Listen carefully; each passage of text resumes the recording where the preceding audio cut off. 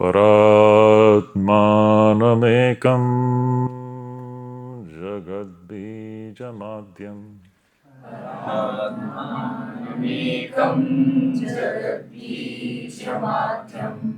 निरीहं निराकारमोङ्कारवेद्यम्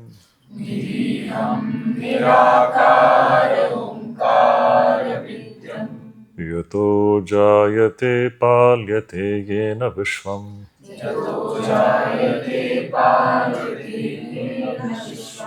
तमीशं भजे लीयते यत्र विश्वम्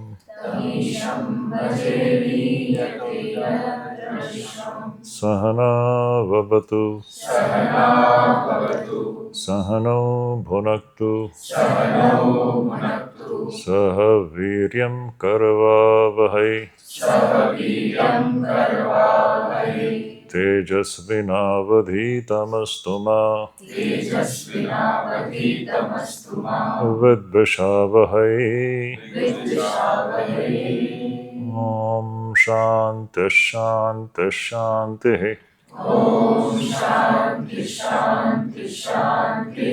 हरिः ओम। तो आपको कोई भी प्रश्न हो हमने जो डिस्कस किया है उससे संबंधित, डिविएट मत कीजिएगा। अच्छा, तुमसे शुरू करते हैं। प्रणाम गुरुजी। हाँ, मेरा प्रश्न मुमुक्षुत्व से रिलेटेड है। अच्छा, जैसा कि आपने कहा और कि कभी न कभी हमारे जीवन में एक ऐसा आएगा, हाँ, क्षण आएगा, हाँ, जब हमें स्वतः ही हम उसकी ओर रुख करेंगे। हाँ, बट ये है कि तो हमारा क्या कर्तव्य बनता है कि हम जो चार मार्ग है, वैराग्य, हाँ, हाँ, साधन जो है, साधन चतुष्ट है, उनका हम सही से अभ्यास करें। और एक मन में ये भी स्वामी जी ने कहा है कि if there is a god you must see it, otherwise it's better not to believe in it. हाँ, बिल्कुल। तो एक मन में श्रद्धा है मन में कि कभी ना कभी दिखेगा, पर एक संशय भी है कि हमारा क्या कर्तव्य बनता है और हम कैसे इसके देखें। क्या नाम है तुम्हारा? जनक। हाँ? जनक। जनक। जनक, देखो ये देखो, तुम जो कह रहे हो ना कि तुम्हारे मन में ये इच्छा है कि कभी न कभी ईश्वर दिखेंगे। अब ईश्वर दिखेंगे का मतलब क्या समझ रहे हो ना? इंद्रियों से देखने की बात नहीं है। नंबर वन, हम भले ही शब्द यही प्रयोग करें कि ईश्वर दिखेंगे, लेकिन ईश्वर दिखना मतलब इन चक्षुओं से देखने की बात नहीं है। वो इंद्रियों के अतीत की एक अनुभूति है। ये पहला साफ कर लो। हाँ, ईश्वर दिखेंगे हमारी अब ये ना, ईश्वर मैंने कहा हमको सब विषय में हम सिर्फ कुछ कल्पना कर रहे हैं। ईश्वर के विषय में भी हमारे मन में अब कुछ सिर्फ कल्पनाएं हैं। हम ईश्वर को विभिन्न प्रकार की कल्पना कर रहे हैं। सभी लोग तो कल्पना ही कर रहे हैं। कोई कहता है कि ऊपर है, यहाँ है, वहाँ है, सब कल्पना ही है बस। असली कहाँ है वो हमने ऑलरेडी डिस्कस कर लिया है। दूसरी बात, अब विवेक वैराग्य ये साधन चतुष्टय जो है ना, इसका अगर जीवन में उसका अभ्यास अगर आप शुरू करोगे, लेकिन शुरू करने के लिए वही शुरू कर पाएगा जो ईश्वर को जानना चाहता है। लेकिन ईश्वर को जानना चाहने वाले लोग कितने हैं, ये एक बड़ा प्रश्न है। क्या हम सभी लोग, जितने भी मानव समाज में जितने भी लोग हैं, सभी क्या ईश्वर को प्राप्त करना चाहते हैं? सच्चाई में देखिए, जितने लोग मंदिर जाते हैं ना, कोई भी ईश्वर के लिए नहीं जा रहा। या आपको थोड़ा सुनने में थोड़ी सी कठिनाई होगी, कष्ट होगा, थोड़ा सा आपको ठेस लगेगी। ये मंदिरों में ये श्रद्धा है, भक्ति है, लेकिन ये देखिए हम ये दूसरे लेवल का डिस्कशन है। सर्वसाधारण मनुष्य जो मंदिरों में जाता है वो ईश्वर के लिए नहीं जाता, वो अपने संसार के लिए जाता है। हमारा ईश्वर के साथ संबंध जो है वो किसके लिए है? हमारे संसार के समस्याओं को दूर करने, वो सिर्फ एक समस्या का निवारण करने वाला एक आदमी है ईश्वर हमारे लिए। हमारा प्रेम ईश्वर से नहीं है, हमारा प्रेम संसार से है। सत्य है कि नहीं? हमारा प्रेम ये भक्ति नहीं है। अब आप एक आदर्श मीराबाई को ले लीजिए, भक्ति की जो रानी है, राधा रानी है। मीराबाई का कृष्ण गिरधारी के साथ क्या संबंध है? वो ईश्वर से ही प्रेम कर रहे हैं, संसार नहीं चाहिए। ये दो अलग अलग पॉइंट्स हैं। तो सर्वसाधारण व्यक्ति जो मंदिरों में जाता है, वो जाता है, हे भगवान मेरे बच्चे का स्कूल में एडमिशन नहीं हो रहा है, मेरी बेटी अब उसको अभी वो गेट एग्जाम देने वाली है, पढ़ाई नहीं कर रही है, थोड़ी उसको सद्बुद्धि दो, है? मेरा बेटा ये वो सफल नहीं हो रहा है, उसकी शादी नहीं हो रही है? हम अब बताइए, हम प्रेम किससे कर रहे हैं? हम लोग ईश्वर से प्रेम नहीं कर रहे हैं। हमारा प्रेम तो पूरा संसार, इस मिथ्या संसार, अभी देखिए अभी लगाना पड़ेगा, आप ये सब कड़ियां जोड़ लो।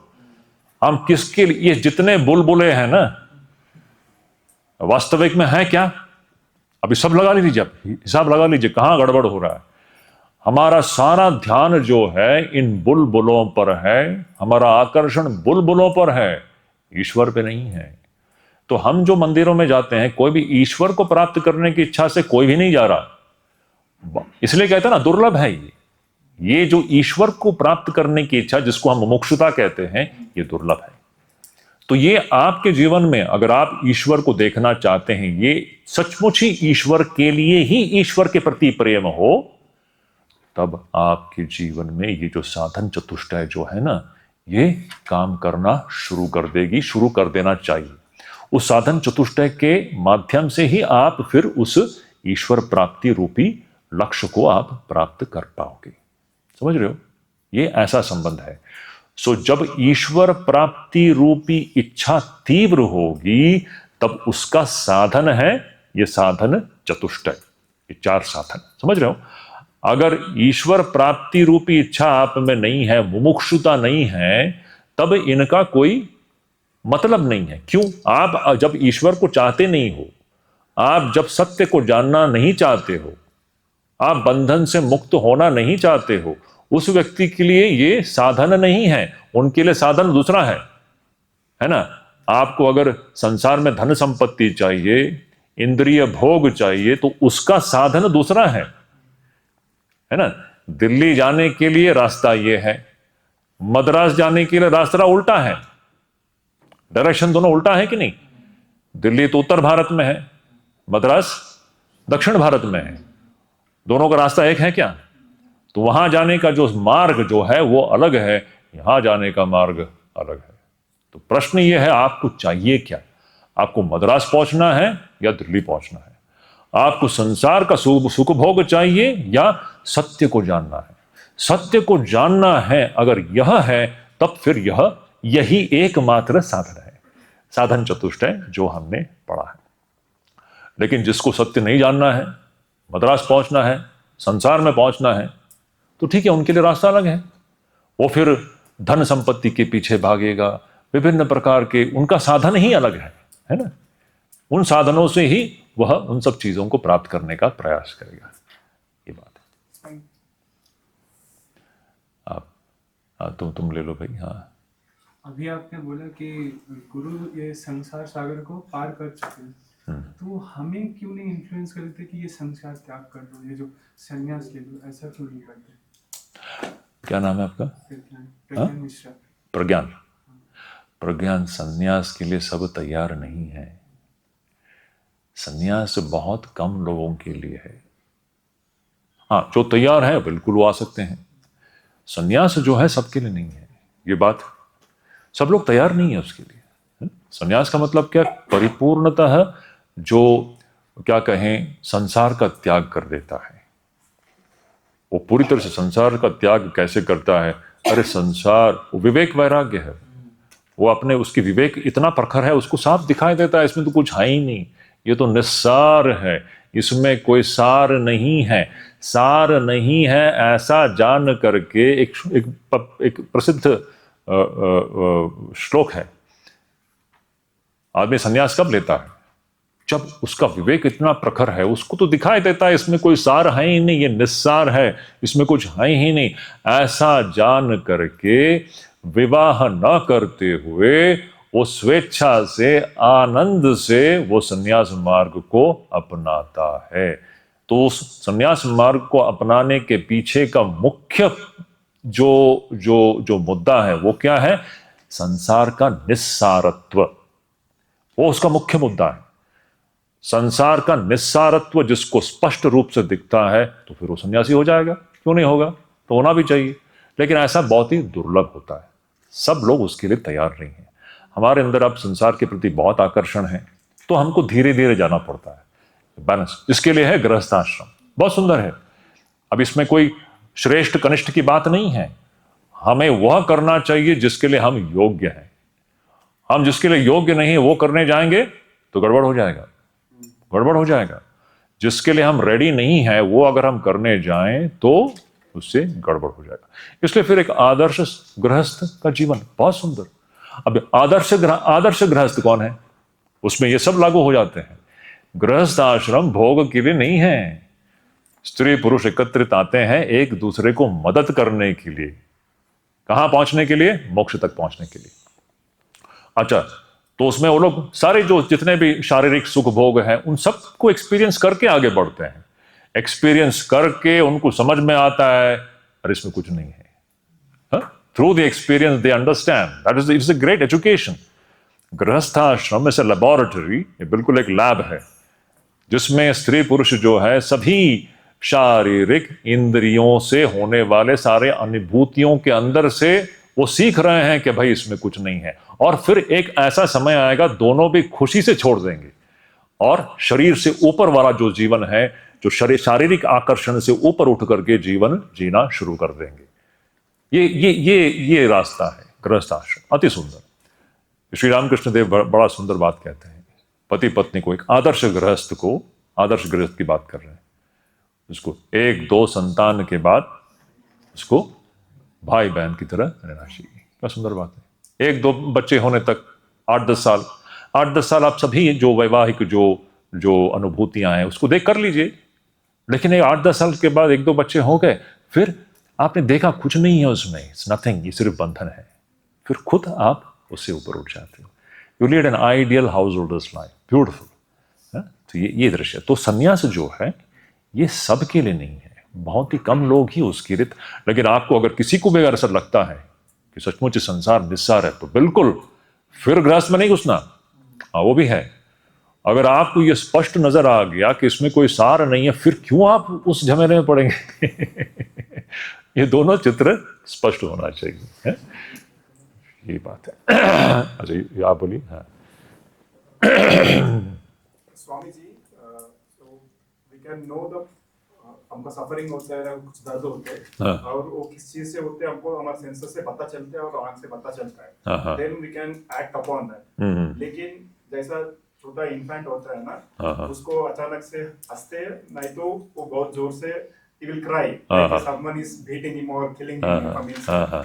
अब हमको भी ऐसा लगता है अचानक से we feel so lost and so क्या बोलते हैं इसको, पेन आ जाते हैं और we'll try to figure out वो कहाँ से हो रहे हैं, लेकिन हमको कुछ पता नहीं चलता है और feel like something is possessed from outside and एक कई बार होते हैं हमारा जिंदगी में, और इसको कैसे टैकल कर सकते हैं? देखिए, आपने जब ये जो चित्र अंकित किया ना, ये बिल्कुल ये शिष्य के चित्र के समान है कि आप कभी कभी ऐसे दुख को अनुभव करते हैं जिसका कोई एक्सप्लेनेशन नहीं है। ऐसा नहीं कि कुछ बाहर से मुझे कुछ दुख आया, अंदर। ये बहुत ही सुंदर बात बताई है, ये सच्चाई है। ये आपने क्या चित्र अंकित किया पता है? ये बबल है ना, बबल। आपका अहम इस बबल में अटका हुआ है। आप हो समुद्र। सच्चाई है कि आप समुद्र हो। समुद्र होते हुए किसी भ्रमवश आप अपने आप को बबल समझ रहे हो।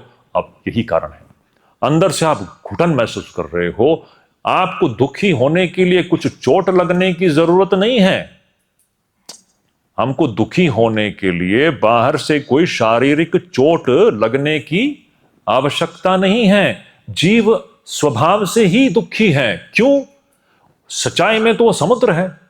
समुद्र होते हुए भ्रमवश अगर वो अपने आप को एक बूंद समझ ले, उस बूंद की दशा में वह घुटन महसूस कर रहा है।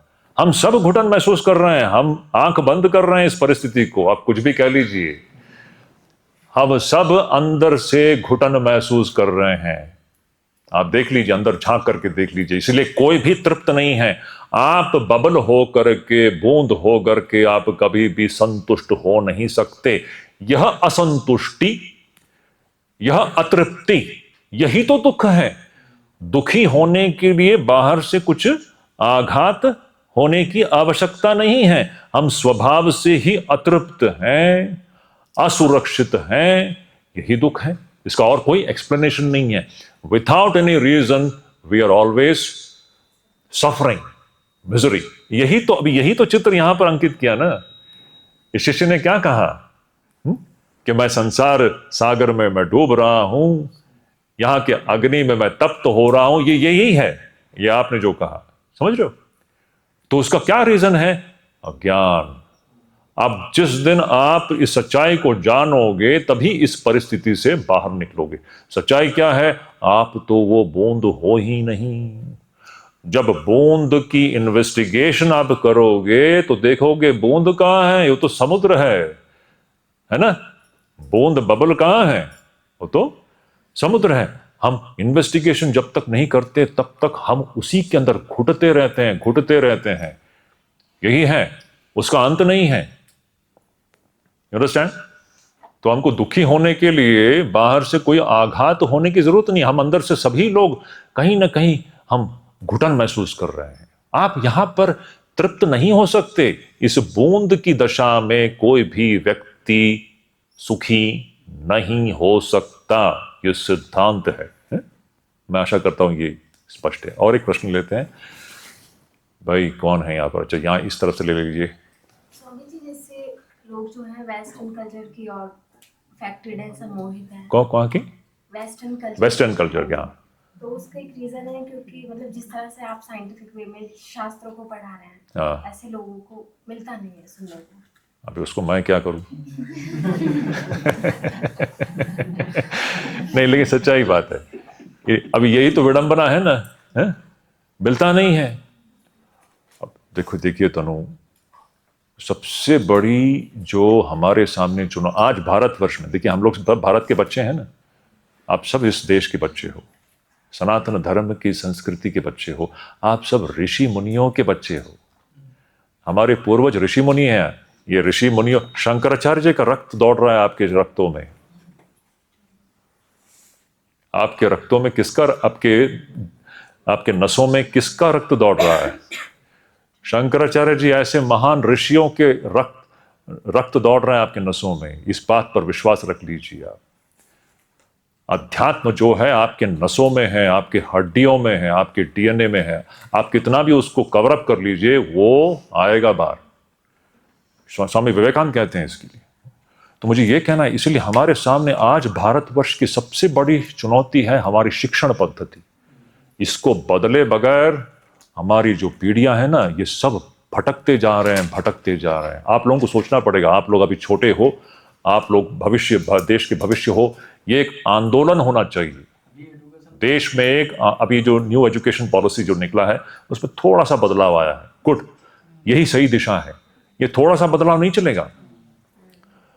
हमारे किंडरगार्टन लेवल से ही शुरू हो जानी चाहिए उपनिषद, योग शास्त्र, रामायण, महाभारत। ये हमारे किताबों में होनी चाहिए। मैं अक्सर कहता हूं, किंडरगार्टन लेवल से प्राणायाम शुरू हो जानी चाहिए। यही सही शिक्षण पद्धति है।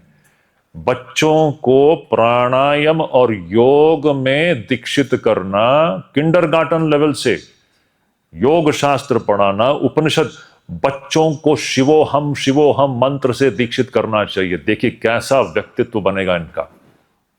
और ये बच्चे इसको बड़ी आसानी से ग्रहण कर लेंगे। बड़े कर नहीं पाते हैं क्योंकि बड़ों के मन में ऑलरेडी इतना भूसा भर गया है, वो कर नहीं पाते हैं। ये बड़ों के मन में ही एक क्या कहें, एक रिलक्टेंस होती है सत्य को मानने के लिए।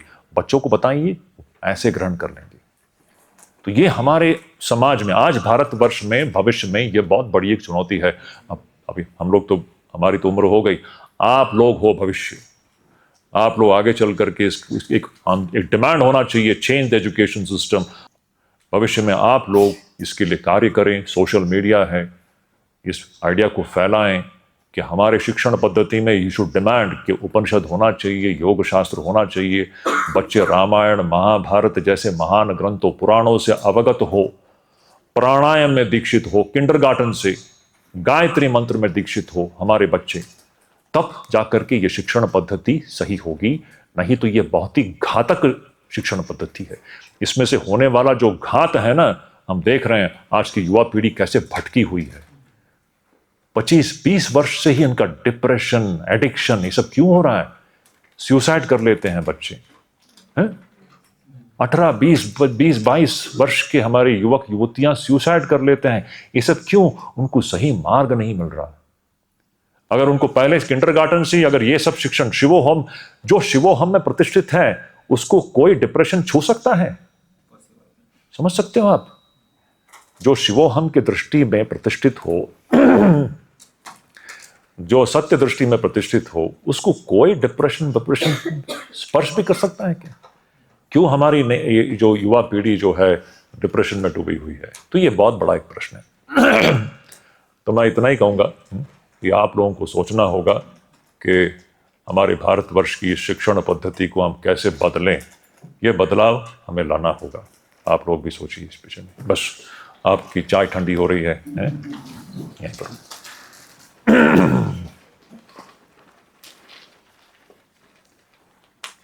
ओम शांति शांति शांति। हरि ओम तत्सत।